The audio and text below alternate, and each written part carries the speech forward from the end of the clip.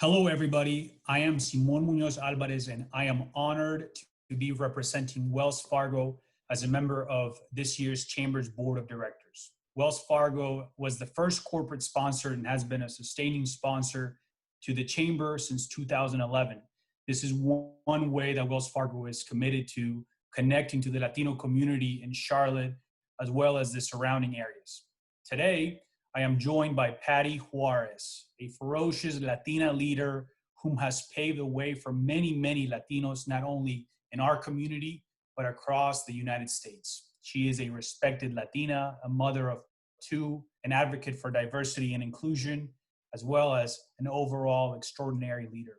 Patty is the National Diverse Segments Director, as well as the enterprise-wide president for the Latino Employee Resource Group at Wells Fargo, known as Latin Connection Team Member Network. Patty, I saw you last September, and it is truly a great honor to see you again and to be able to have this conversation during this year's Latin American Chamber of Commerce mid-year conference. I am excited to share this audience with you, as well as be able to share how Wells Fargo is involved not only with the Latino community here in Charlotte, but at large. To begin, I'd love to start out by having you tell us about who Patty Juarez is. Tell us about yourself, your current role as the National Diverse Segments Director, and also the president for the Latin Connections TMN. Simón, it's such a pleasure to be here with you all. I am honored and humbled to be here. I am so delighted that we got to see each other last September, and actually with a lot of the Latin American Chamber of Commerce leadership as well. Of course, these have been difficult times that we don't get to see each other in person, but glad to join you via Zoom, you and your members, and just really happy to be here. My name is Patty Juarez, as you said. I'm the National Diverse Segments Director for Wells Fargo. My team and I are responsible for all the strategies around our outreach and everything we do around diverse segments. Our mission and our goal is to be the bank of choice for diverse-owned companies. What I realized, Simón, is that in a lot of the growth that we were seeing in our business relationships was that there were many minority-owned companies as part of those relationships. And so I thought that we needed to take a more proactive approach of going after that business. It is incredibly important to Wells Fargo. And so we have been working really diligently over the past 3 years that I formed this group 3 years ago. We started out with our women's segment and then quickly pivoted to our Latino segment, being the fastest growing, and have launched Native American, and we have also started our work around our Asian segment. All of these segments are growing. All of these segments represent the communities we serve, so we are super excited to be able to do the work that we do. We're also spokespeople, men and women, around the work that we do at Wells Fargo in diverse segments. And so you will see me traveling. Well, prior to COVID, you would see me traveling around 50–60% of the time, getting to visit with a lot of our team members and clients and prospects. And so I miss that, I really do. But in any event, now we have pivoted our strategy to really supporting those businesses through these tough times. And we'll go over some of the ways in which we have done that later in the call. But as far as my role as Latin Connection President, it is my pleasure and honor to serve as the leader of over 48,000 Latinos at Wells Fargo. We have one of the largest employee resource groups in the country. We are so proud. We have 50 chapters across the country. We have just a tremendous amount of passion and support of our team members, and they all work really hard to support the communities. And every year we log over 5,000 hours of community support. And as you know, and your partner, Jose, in Charlotte, you guys do tremendous work there. And we're just so proud of you guys and all the work that you do. So it is a privilege and an honor to be part of a Latin Connection and to lead this team. For me, it is important to elevate the Latino agenda, as it is very important that we take care of the needs of 48,000 team members. Some are entry-level team members, some are, leaders in the company, but we need to ensure that everybody feels like they have opportunity and areas for growth at Wells Fargo, and that is a job that I take very seriously. I really, really try to focus on the needs of our members and listen to their ideas and implement those, because we have to come up with solutions. There are many areas that we could be doing better, just in terms of representation, maybe at the higher echelons of the company, and we're going to work really hard to ensure that that happens. I love the Latino, elevating the Latino agenda. This is not the first time that I hear you say this. This is something that I have taken on as my personal goal, leading the Charlotte chapter, and something that I continue to say. It would not be fair for me to not talk about the current environment. We're currently living through a social unrest. We're obviously living through a pandemic. As I was preparing for today's conversation, I went through our emails, and you sent me something about a month and a half ago or a month ago actually, that read, and I'm actually going to read it. We are living in a strange time where a health pandemic has collided with a social injustice pandemic. I reflected on those words, and they were very meaningful to the text of the conversation. Asking you on a personal note, how have the past 4 months have been for you in managing and in navigating this new environment, and especially leading not only the diverse segments in the commercial bank, but also the ERG? Absolutely. Well, it started out in the year where we were, guns blazing. We have so many plans. We have so much to do. Just really setting the table, right, to execute all year on our business objectives for the company and diverse segments, and also for our objectives for Latin Connection.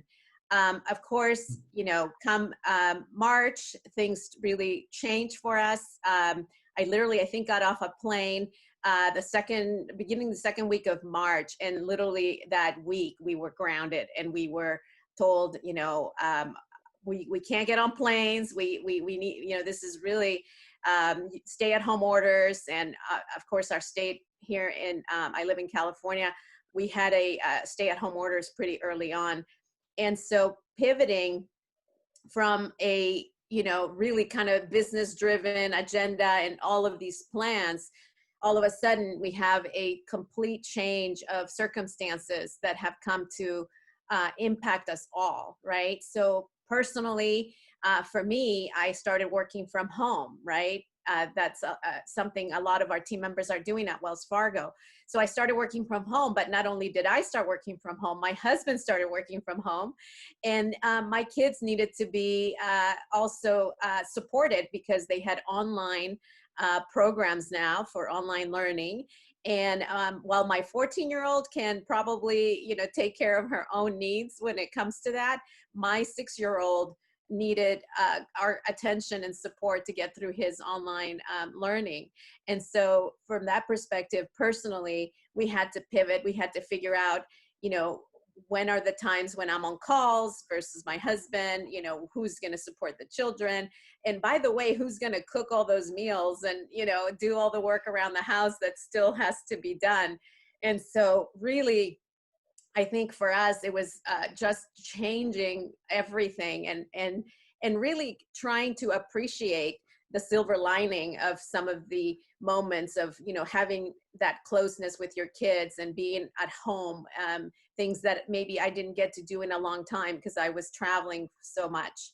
And so from a personal standpoint, that was some of the changes were just adapting, setting up kind of boundaries and rules around the house on what's going to happen. And so we've been doing well in that regard. I know there's challenges and there's been interruptions of conference calls where my son needs a snack or something, but we've managed through it.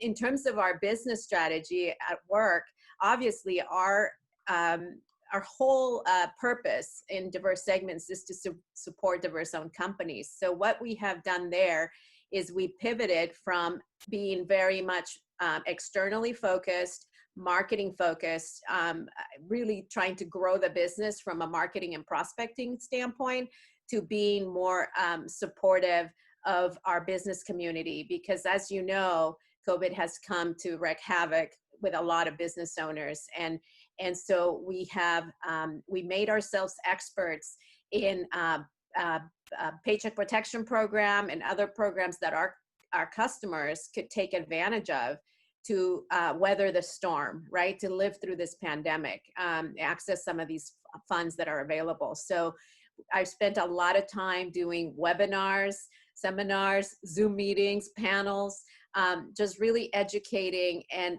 raising awareness and creating understanding around these programs, because it's always a little bit daunting for a Latino community to enter into some of these, loans, and this particular program was a loan to grant program. And so we needed to have an understanding of all the prerequisites and requirements and all of that. So we spent a lot of time supporting our community in learning about those opportunities.